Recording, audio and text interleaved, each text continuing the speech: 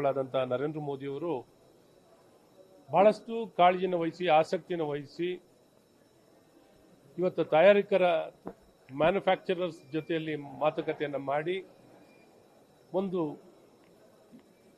80%ಇಂದ ಅಷ್ಟು 80%ಗಿಂತ ಹೆಚ್ಚು ಕಮ್ಮಿ ದರದಲ್ಲಿ ಸಿಗುವಂಥ ಔಷಧಿ. ಹಾಗಾಗಿ ಇದನ್ನು ಎಲ್ಲ ಸಾರ್ವಜನಿಕರಿಗೂ ಲಭ್ಯ ಆಗಬೇಕು ಅನ್ನೋಂಥ ದೃಷ್ಟಿಯಲ್ಲಿ ಇಡೀ ಭಾರತದಲ್ಲೇ ಇಂಥ ಸಾವಿರಾರು ಜನೌಷಧಿಗಳನ್ನು ಎಲ್ಲ ಆಸ್ಪತ್ರೆಗಳಲ್ಲಿ ಪ್ರಾಥಮಿಕ ಆರೋಗ್ಯ ಕೇಂದ್ರದಲ್ಲಿ ತೆರೆಯುವಂಥದ್ದಾಗಿತ್ತು. ಇದೆಲ್ಲ ಒಂದು ಕಡೆ ಇದಕ್ಕೆ ರಾಜ್ಯ ಸರ್ಕಾರ ಕಾಂಗ್ರೆಸ್ ಸರ್ಕಾರಕ್ಕೆ ಇದು ಯಾಕೆ ಸರಿ, ಇವರು ಆಸ್ಪತ್ರೆಗಳಲ್ಲಿ ಔಷಧಿ ಕೊಡಲಿಕ್ಕೆ ಆಗ್ತಿಲ್ಲ, ಆಸ್ಪತ್ರೆಗಳಲ್ಲಿ ಫ್ರೀಯಾಗಿ ಔಷಧಿಯನ್ನು ಕೊಡಬೇಕು. ಇವ್ರು ಫ್ರೀಯಾಗಿ ಔಷಧಿಯನ್ನು ಕೊಟ್ಟರೆ ಯಾರು ಕೊಂಡ್ಕೊಳ್ಳೋಕೆ ಹೋಗ್ತಾರೆ? ಯಾರು ಕೊಂಡ್ಕೊಳ್ಳಿಕ್ಕೆ ಹೋಗ್ತಾರೆ? ಯಾರು ಕೊಂಡ್ಕೊಳ್ಳಿಕ್ಕೆ ಹೋಗಲ್ಲ. ಯಾವಾಗ ಇವರು ಔಷಧಿಯನ್ನು ಕೊಡಲ್ಲ ಆಗ ಕಮ್ಮಿ ದರದಲ್ಲಿ ಸಿಗುವಂಥ ಜನೌಷಧಿಗೆ ಹೋಗಿ ಕೊಂಡ್ಕೊಳ್ಳೋಂಥದ್ದಾಗುತ್ತೆ. ಅದನ್ನು ಸಹ ಮುಚ್ಚಕ್ಕೆ ಹೇಳ್ತಿರಲ್ಲ, ನಾವು ಒಳ್ಳೇದಂತೂ ಮಾಡ್ಲಿಕ್ಕಾಗಲಿಲ್ಲ ಅಂದರೆ ಕೆಟ್ಟದ್ದು ಮಾಡಬಾರ್ದು ಅಂತಾರೆ.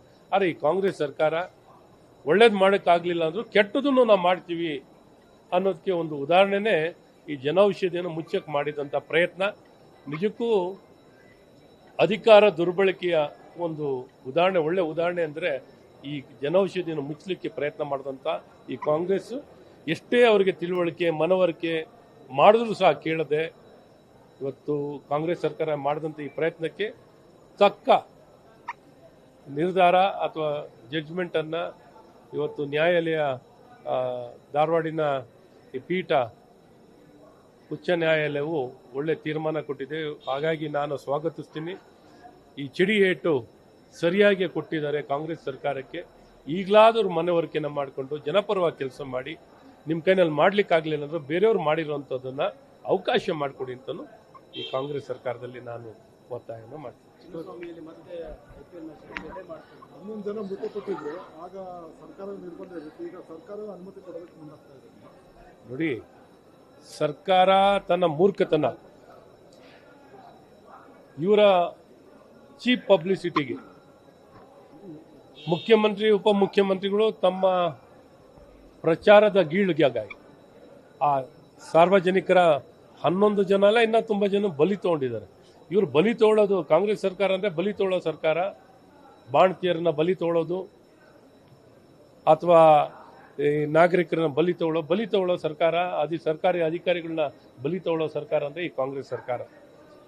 ಇವತ್ತು ಈ ಸರ್ಕಾರ ಈ ರೀತಿ ಸಾವಿಗೆ ಕಾರಣಕರ್ತ ಆಗಿರೋ ಸಾವಿನ ಸರ್ಕಾರ ಅಂತಲೇ ಕರಿಬೋದು. ಆದರೆ ಚಿನ್ನಸ್ವಾಮಿ ಸ್ಟೇಡಿಯಂನಲ್ಲಿ ಆಟ ನಡಿಬೇಕು. ನಾವೇನು ಚಿನ್ನಸ್ವಾಮಿ ಸ್ಟೇಡಿಯಂನಲ್ಲಿ ಮ್ಯಾಚ್ಗಳು ನಡಿಬಾರ್ದು ಅಂತ ನಾವಿಲ್ಲ. ಇವರು ಮೂರ್ಖತನದ ನಿರ್ಧಾರ. ಅಂತ ಒಳ್ಳೆ ಕ್ರೀಡಾಂಗಣ ಕೇಂದ್ರ ಭಾಗದಲ್ಲಿರುವಂಥದ್ದು ಆಟ ನಡಿಬೇಕು. ಇವರು ನಿರ್ವಹಣೆ ಮಾಡೋದ್ರಲ್ಲಿ ವಿಫಲರಾಗಿರೋದಕ್ಕೆ ಯಾರೋ ಏನೋ ಹೇಳ್ತಾರಲ್ಲ, ಯಾರಿಗೋ ಜ್ವರ ಬಂದರೆ ಯಾರಿಗೋ ಬರೆ ಎಳಿತಾರೆ, ಎತ್ತಿಗೆ ಜ್ವರ ಬಂದರೆ ಎಮ್ಮೆಗೆ ಬರೆ ಎಳಿತಾರೆ ಅಂತ. ಹಂಗೆ ಇವ್ರು ಮಾಡಿದ ತಪ್ಪನ್ನು ಮುಚ್ಚಾಕೊಳ್ಳೋಕ್ಕೆ ಈ ರೀತಿ ನಿರ್ಬಂಧನೆ ಹಾಕಿರುವಂಥದ್ದು ಒಳ್ಳೆಯದಲ್ಲ. ಚಿನ್ನಸ್ವಾಮಿ ಕ್ರೀಡಾಂಗಣ ಕಟ್ಟಿರೋದನ್ನೇ ಈ ರೀತಿ ಕ್ರಿಕೆಟ್ ಪಂದ್ಯಾವಳಿಗಳು ನಡಿಬೇಕು ಅಂತ ವ್ಯವಸ್ಥಿತವಾಗಿ ನಡಿಬೇಕು. ನಡೀಲಿ, ನಾವು ಸ್ವಾಗತಿಸ್ತೀವಿ. ಯಾವಾಗಲೂ ಆಟ ನಡಿಬೇಕು, ಕ್ರೀಡೆ ನಡಿಬೇಕು, ಜನಕ್ಕೆ ಇಷ್ಟವಾಗಿರೋದು. ಎಲ್ಲದಕ್ಕಿಂತ ನಮ್ಮ ಸಮಾಜದಲ್ಲಿ ಇಷ್ಟವಾಗಿರೋ ಆಟ ಅಂದರೆ ಕ್ರಿಕೆಟ್. ಅದನ್ನು ಮಣ್ಣಾಕ ಕೆಲಸಗಳು ಅಟ್ಲೀಸ್ಟ್ ಇದೊಂದೇ ಒಂದು ಸ್ವಲ್ಪ ಕಾಮನ್ ಸೆನ್ಸ್ ಇಟ್ಕೊಂಡು ಮಾತಾಡಿದ್ದಾರೆ. ಯಾವಾಗಲೂ ಈ ಕಾಂಗ್ರೆಸ್ ಸರ್ಕಾರಕ್ಕೆ ಕಾಮನ್ ಸೆನ್ಸು ಇಲ್ಲ. ದುರುದ್ದೇಶದಿಂದ ಕೂಡಿರುವಂಥ ಒಂದು ಒಕ್ಕೂಟ ಅಂದರೆ ಕಾಂಗ್ರೆಸ್ ಸರ್ಕಾರ.